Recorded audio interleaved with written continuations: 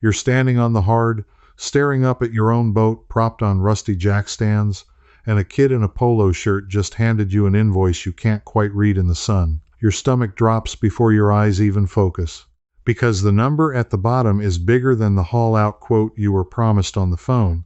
Here's the truth almost nobody tells you before you buy.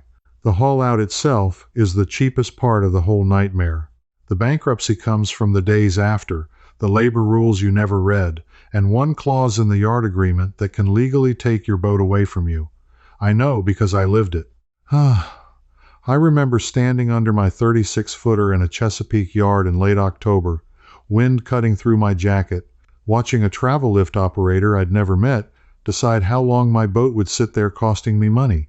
And I want to show you something buried in the actual rate sheets and yard contracts most owners never ask for. A specific move that separates the people who walk out solvent from the people who walk out broke. If you want to go even deeper on this before we continue the full breakdown of yard agreements, blister eras, lien language, and the exact questions to ask, I've put all of it together in a book called True Cost. It covers everything the listing photos don't show you, and everything the yard agreement hopes you won't read.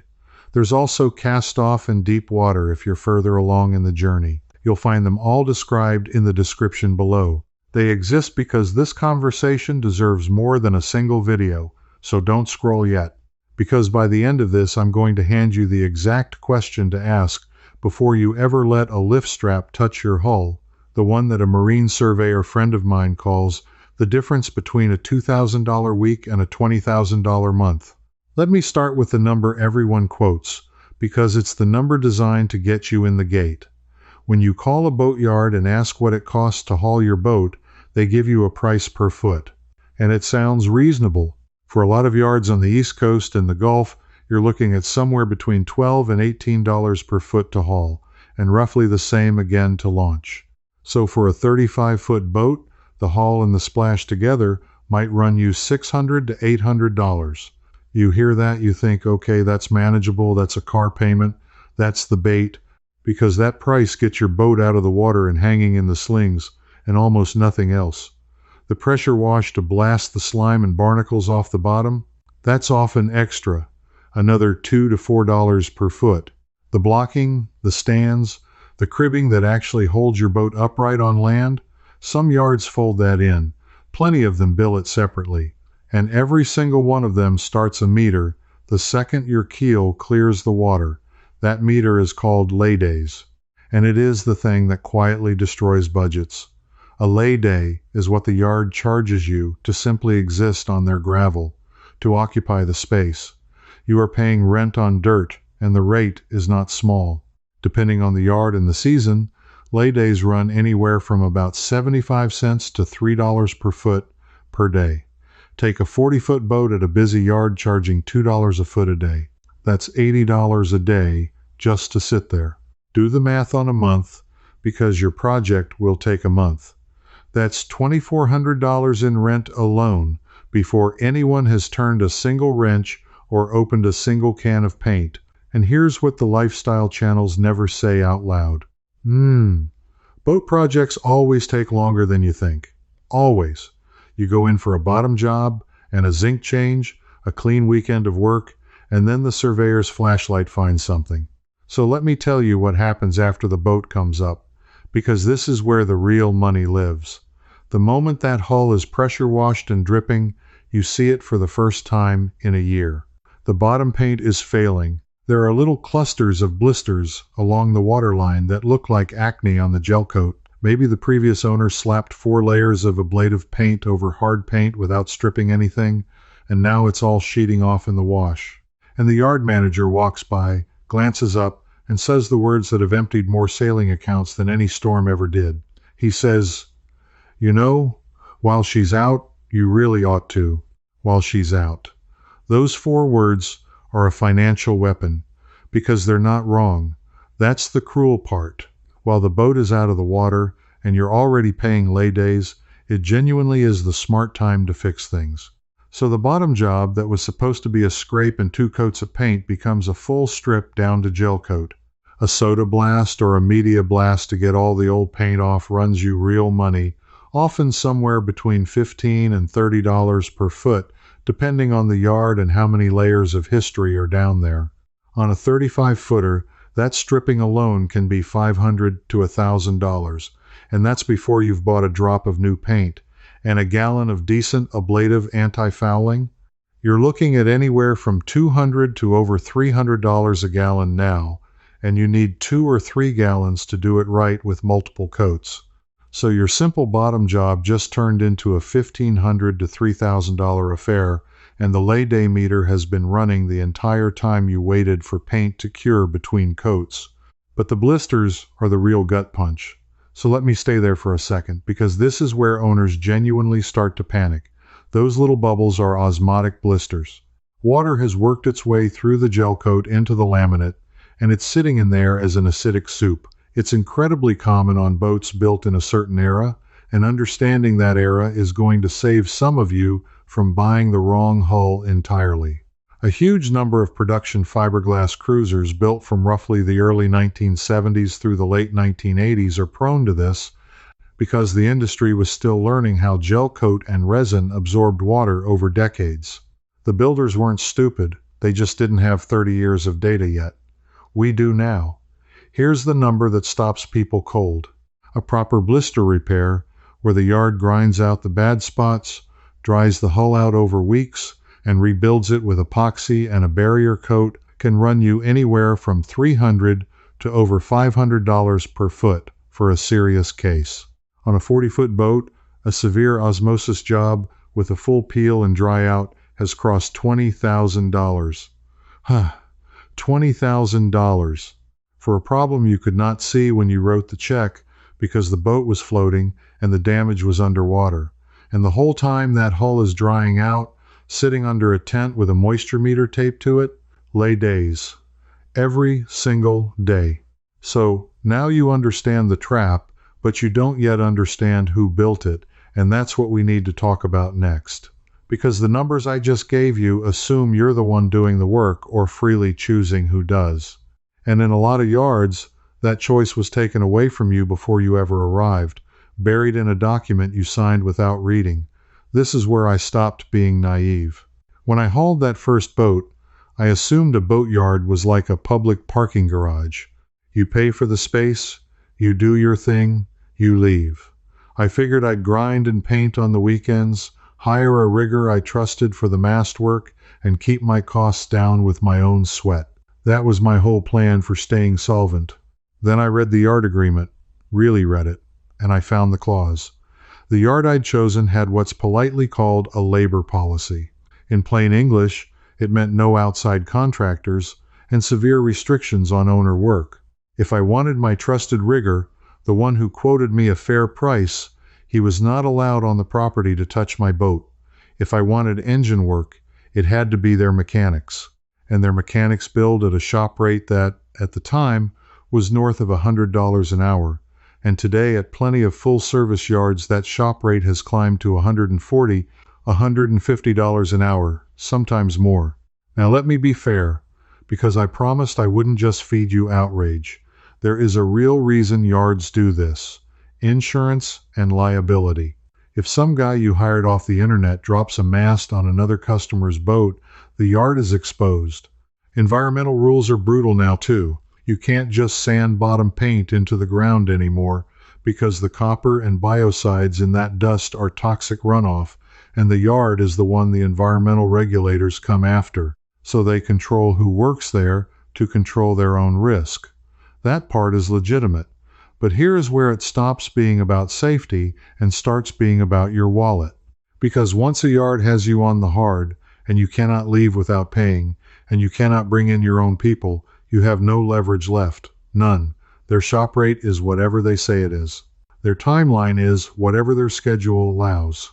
And every day they take, you are paying lay days on top of labor. You have effectively been captured. The gate that was so cheap to enter has become very, very expensive to exit. I watched a guy 2 stands over from me learn this the hard way. He'd come in for what he thought was a 2-week repower, dropping a new diesel into an old sailboat. The yard's mechanics were slammed with other jobs. His boat sat, mostly untouched, for the better part of 2 months while he paid lay days the entire time and could do nothing about it because he'd signed away the right to bring in his own installer. By the time he splashed, the lay days alone had added thousands he never budgeted, on top of a repower that had already ballooned past $20,000. So the villain here isn't really the friendly kid in the polo shirt. It's the structure. It's a business model that makes the entrance cheap and the exit expensive, and counts on you not reading the difference until you're already up on stands with no way down. Now, I need to talk directly to some of you for a minute because I know exactly who's watching this. Some of you already own the boat. You already signed something. You're not shopping anymore. You're sitting there with a knot in your stomach wondering if you're the guy 2 stands over in my story. If that's you, do not click away, because this next part is the most important thing you'll do this week, and you can do it tonight without a broker, without a surveyor, without spending a dime. Go find your yard agreement, the actual signed contract or the storage agreement or the work authorization, whatever they had you sign, and I want you to hunt for 3 specific things. First, find the labor clause. Read exactly what it says about owner work and outside contractors. Some yards allow owner labor, but ban outside pros. Some allow approved outside contractors if they carry insurance and pay a small fee to the yard. Knowing which one you're in tells you instantly whether you have any leverage at all on your next project. If outside contractors are allowed with proof of insurance, you have options, and you should be lining up your own trusted people right now before the yard's rate becomes your only choice. Second, find the lay day rate and, more importantly, find out whether it's flat or whether it escalates. Some yards keep the same daily rate the whole time. Others quietly ramp it up after a certain number of days to push you off the property because they want to turn that space over. If your rate escalates, you need to know the cliff date, because blowing past it can double your daily cost overnight. And third, and this is the one that genuinely scares people once they understand it, find the lien language. Because here's the thing that almost no first-time owner knows. When you owe a boatyard money for work or storage, that debt is not like a normal bill you can dispute and drag out. In the United States, a boatyard can assert what's often called a maritime lien or a mechanic's lien against your vessel. That lien attaches to the boat itself, and if it goes unpaid, the yard has a legal path to seize your boat and sell it to satisfy the debt. People have literally lost boats worth far more than the bill because they got into a fight with a yard over a few $1,000s and didn't understand that the yard was holding the strongest card in maritime law. So, if you already own, read that lien language tonight, understand exactly what triggers it, and never, ever let a dispute with a yard escalate into non-payment without getting real advice first. Because the boat is the collateral, the boat is always the collateral. That's the defensive move for the people already inside the gate. But I promised you an offensive one, a way in that doesn't bankrupt you, and that's where we're heading now, because everything I've told you so far has been the problem. Now, I'm going to give you the door out. Let me back up to a moment that changed how I do all of this. After that first captured, over-budget haul-out, I was bitter. I figured owning a cruising boat just meant getting fleeced by yards forever, that it was a cost of the dream like weather or seasickness, and I almost quit. I almost sold the boat and took the loss just to stop the bleeding. Then, an old-timer at a fuel dock, a guy who'd been cruising on a shoestring for something like 30 years, heard me complaining and laughed at me. Not a mean laugh. The laugh of a man watching someone step on a rake he stepped on decades ago. And he told me I'd been going in the wrong door the whole time. He told me about a different kind of yard entirely, and the 2-word question that unlocks it. The words are, do it yourself. There is an entire category of boatyard, often called a DIY yard or a self-service yard, that operates on the opposite business model from the one that captured me. At a true DIY yard, you are allowed and expected to do your own work. You scrape your own bottom, you roll your own paint, you change your own zincs, you bring in your own trusted contractors if you want to. The yard makes its money on the haul and the storage, not on trapping you into a $150 an hour shop. These yards exist all over the cruising world. You'll find famous ones in Florida, along the Chesapeake, down in the Rio Dulce in Guatemala, in Grenada, in places where real long-term cruisers who count every dollar actually keep their boats. The lifestyle influencers don't film there because it's not pretty. It's dusty and loud and full of people in respirators sanding their own hulls. But those people are the ones who are still out there cruising 10 years later because they never got captured. And here's the piece the old-timer gave me that I want you to write down, because this is the specific, buried move that the whole video has been building toward. It's the thing that lives in the actual rate sheets and yard price lists sitting right there in plain sight that almost no first-time buyer ever asks about by name. It's called a short haul. A short haul is a listed service at most working boatyards, and it is almost never advertised to newcomers because there's no big money in it for the yard. Here's how it works. The yard lifts your boat out of the water, holds it in the slings, or sets it briefly on the lift, pressure washes the bottom, and gives you a window, often an hour or two, to inspect the hull, the keel, the rudder, the through holes, and the running gear before they splash you right back in the same day.